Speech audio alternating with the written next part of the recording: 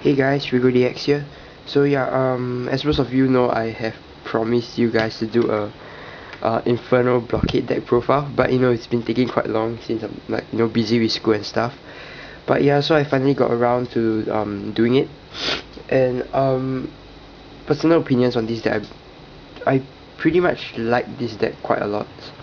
So I really actually do like how it plays and runs, except for a few minor, or actually not really minor, but just a few problems that I have with this deck, which I will go into depth later. So yeah, let's get onto the deck profile. So firstly, for the starter, I play the the Seal Dragon starter. um, he's really good as a card, because those of you who don't know his skill is that if you if Kagero rides this unit, you can call this unit to the rearguard zone. His second skill will be counterblast 1, put this unit into the soul, I think, if I put this unit into the soul.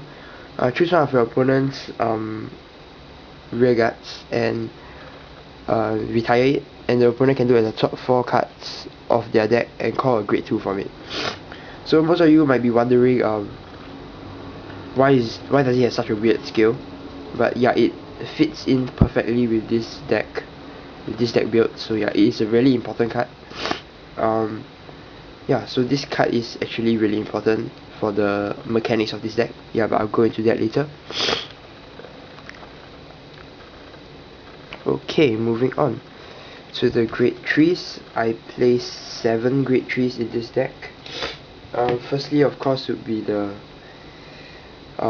most important card, I would say, of the deck, which is 4 Infernal Blockades. Okay, yeah. So Infernal Blockade, in my opinion, it's a really good card. It's one of the best cards that are released in BT11. So yeah, Infernal Blockade skill is Limit Break 4, Counterblast 2, and retire all of your opponent's grade 2 rearguards, and he gets plus 10k. His second skill would be, yeah, if you have Seal Dragon Blockade, which is this guy. Okay, wow. Yeah, this guy in the soul, he gets plus 2k. And the last one, I believe, is the Lord skill. Yeah. So basically this guy retires all of your opponent's grade 2s, intercepts attackers, you get rid of all of them, while adding an additional 10k. So it is really useful. I really like this card a lot. So yeah, I have no issues with this card. My main issues actually only on the other grade 3 that I play this deck, which is 3 Seal Dragon Blockade, these guys. So yeah, if I'm not wrong, this card is a BT2 reprint. So as you can tell, BT2 was a time where like Alfred, he could hit 20, and that was pretty good.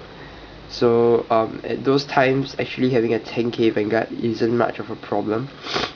But now in the current meta, having a 10k Vanguard, it's already a minus. So yeah, as you can see, it's a 10k. Yeah, and it's, in my opinion, it's really not good, especially if it's a 10k Vanguard and it had a really good skill, like maybe like Sarah or something. I'm not too sure, but yeah, if it actually had a good skill, I wouldn't mind playing 4, or at least wouldn't mind playing this deck like much more. But it's because of its skill, which is when this unit is on the Vanguard circle, your opponents cannot intercept. I find that it becomes really weak, especially as a Vanguard. So during the turn where you actually have him as a Vanguard, it's actually quite weak of a, how do you say, it's quite weak of a Vanguard, and most of your opponents usually make use of the fact that he's your Vanguard. So I wouldn't play 4 because I definitely do not want to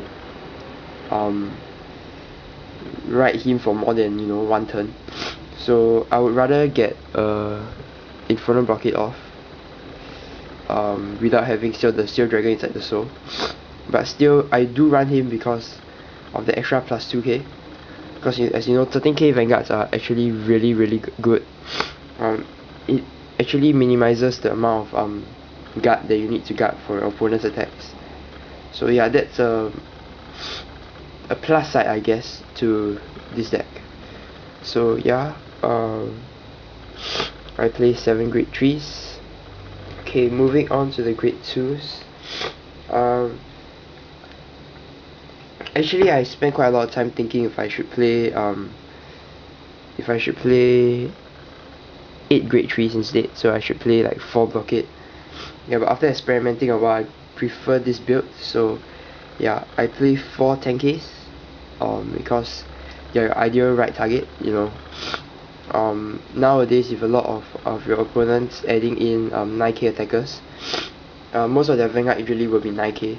So if you have a 10K Vanguard and they're boosted by their, like for their starter for example, you could guard for 10 and it will be a no pass. So yeah, I find this quite good. So yeah, I would rather play 10Ks to give me some extra, you know, defense, I would say. But on the rear guard circle, most of the time I just use it for intercepting or using it to guard, because I don't really use it to attack. But still, 10Ks are really strong. Yeah. So technically, I would be considering, most likely, I would consider that I'm playing 7 10Ks. Because of Steel Dragon, usually I wouldn't ride him for long times. So yeah, most of the time people ask me why I play why I play 10Ks with Inferno Blockade, but yeah, I still prefer it this way. So yeah, 4 10Ks. Next up, we have the 12K attackers, which is obviously not something that you would want to ride due to its 9K power, but still it's something that you would like to have on the rearguard circle. Yeah, it hits for high numbers, so yeah, you know, 12Ks are important in almost any deck in the current meta. So yeah, 12Ks.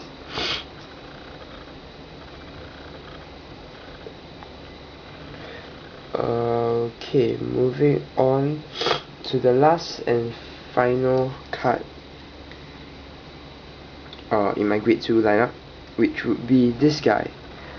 This guy has the exact same skill as your starter, except for the fact that it cannot be caught to a rearguard.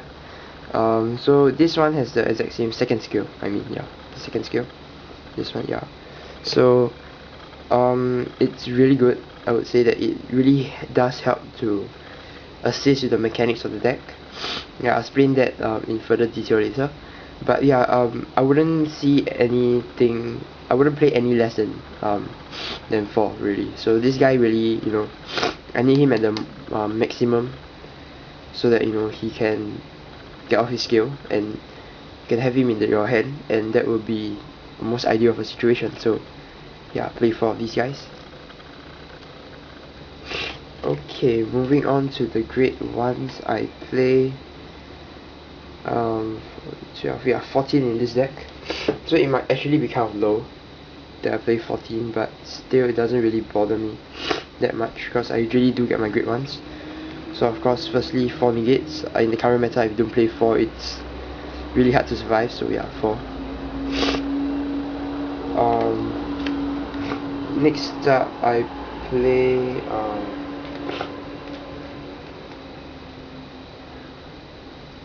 I play 4 10K attackers.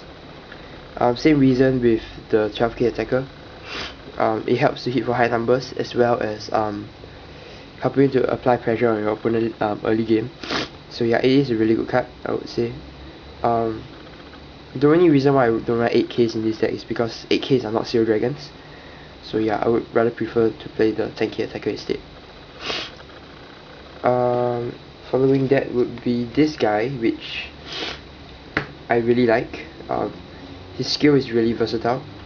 Yeah, so this guy, if you don't know his skill is when you call this unit to the Vanguard or rearguard circle.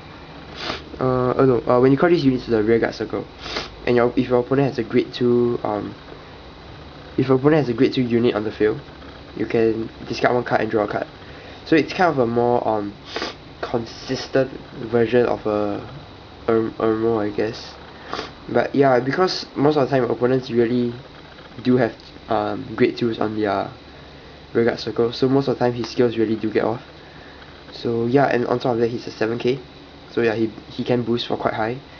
and his skill is really good, so you know, can swap out those dead grade trees or dead draw triggers in your hand. So yeah, he's pretty good. And yeah, finally I play two 10k boosters.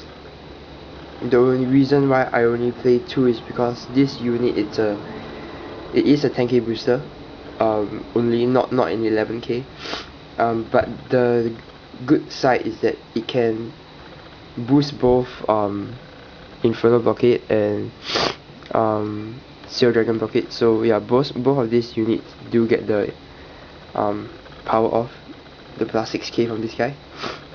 So normally, as you know, normally it would be a 6k rearguard with a plus 5k to the vanguard, but this time it's a 4k rearguard, so it is really not advisable, I would say, to play more than 2, because you definitely do not want to ride him. But yeah, his skill is quite good, especially when you are stuck at him. This guy could be a glimmer of hope for you, because he can swing for 20, but still it isn't that good, but you know, it's better than nothing. So yeah, I played 2 of these guys. And finally on to the triggers. If you guys know, I usually don't like to deviate from the norm of the archetypes. I don't know how to pronounce it, but yeah. So basically I usually run all of the Seal Dragon triggers, which means 4 of each. So 4 crits, 4 stands, 4 heals, and 4 draws. So yeah, these are the rainbow triggers. One thing I do have to say though is that oh yeah, of course the draw trigger has a skill, which is put into the soul, choose a Kagero unit at plus 3k. So yeah, which is quite a mix up from the, you know, everything 5k triggers. Yeah, so the triggers, normally being such a aggressive deck, normally people will play 8 crit. So yeah, if I had a choice, I would play 8 crit as well. But I'm actually surprised by how well stands work in this deck. Most of the time, you know, stands actually, I've actually won quite a few games because of stands. So yeah, I really do find that this deck actually could work well with stands. But honestly, in my opinion, I would play crits just to pressurize my opponent. But still, stands are a good choice too. So yeah, that's it for the deck profile. Now I'll probably just, you know, show you guys like how this deck works, in case you guys don't really know. So yeah, basically your ideal right target for you know, grade 1s will obviously be either the tank. It will most likely be the 10k attacker. Is your ideal right target for game for your grade 1s. And then your next ideal right target would definitely be the 10ks, because you don't want to ride any of the other 2 cards, because they are important on the rearguard circle. So yeah, one is important on the rearguard circle, this guy. One is important late game. So yeah,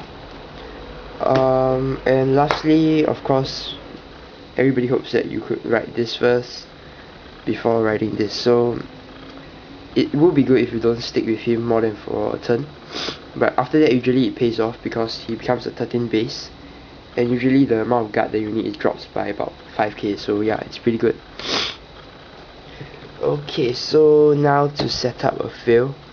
Let's say that your vanguard is Inferno Blockade. Yeah, and you are boosted by this guy, the starter. So okay, so yeah, let's say you don't have any rearguards currently, and you are at probably, you know, limit break already with like a few damage, like 5 damage or something. So usually for his skill, I only actually advise you to use it towards the end game, or when you're really desperate, like when your opponent starts to call out too many attackers and you can't handle. Yeah, this will be a good time to use his skill. But normally I use it towards the end of the game, so I can use it twice in a row and put extreme pressure on my opponent. So yeah, so this is how the mechanics work basically. let's say your opponent has 2 grade 2s in the front. Okay, let's say your opponent has 2 grade 2s in the front column, and their vanguard is probably the same as yours or something. I'm not too sure, but yeah, yeah. So, and let's say that they each have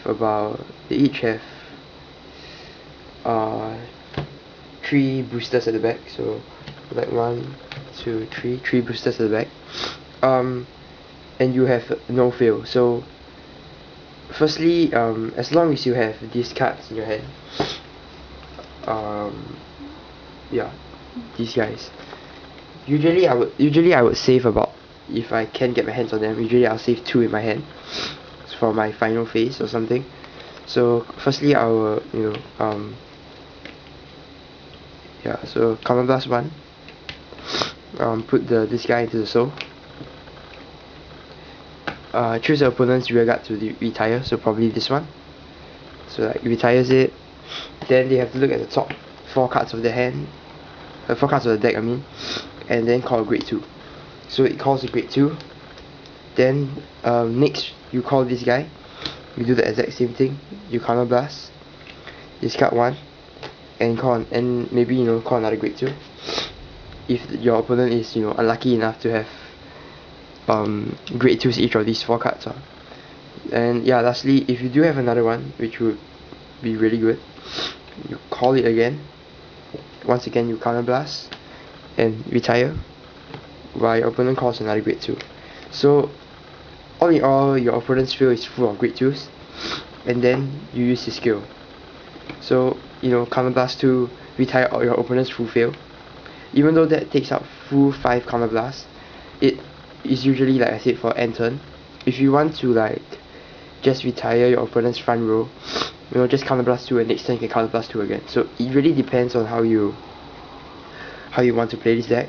But yeah, but the moment he uses its skill, activates its skill, your opponent discards all 5 of its grade 2s into the damage zone. So you'll only be left with his vanguard, and you'll be at like 23 power. Maybe if you call booster, it's like 30 or something. Yeah, but it is really good. I would say that this mechanic is a bit of a trolling mechanic, I would say. Yeah, so it really does troll your opponents in certain ways, because not just discarding, but by actually letting them take out their grade 2s and then discarding it right after they take it out. So yeah, I find this mechanic quite comical at times. But yeah, all in all, this deck is a pretty good deck, other than some stuff that I don't like, which is like the 10k attackers, because it's 4k, and basically having to run these guys. Yeah, I find it quite irritating. But other than that, it's pretty okay. I like this deck. I've been playing a lot with it, and yeah, I most likely I do actually have did actually record a game with my friend. So yeah, I'll post it up as soon as possible. And I'm selling this deck away, so yeah, don't expect any more content from this deck other than the matches that I've already played. Or if I can get another match off before I do sell this deck, that would mean, yeah, about another 2 or 3 matches. But other than that, yeah, that's it for this deck profile. Thanks for watching, guys. Like, subscribe, and comment if you've got any questions for me. So yeah, thanks for watching. Bye.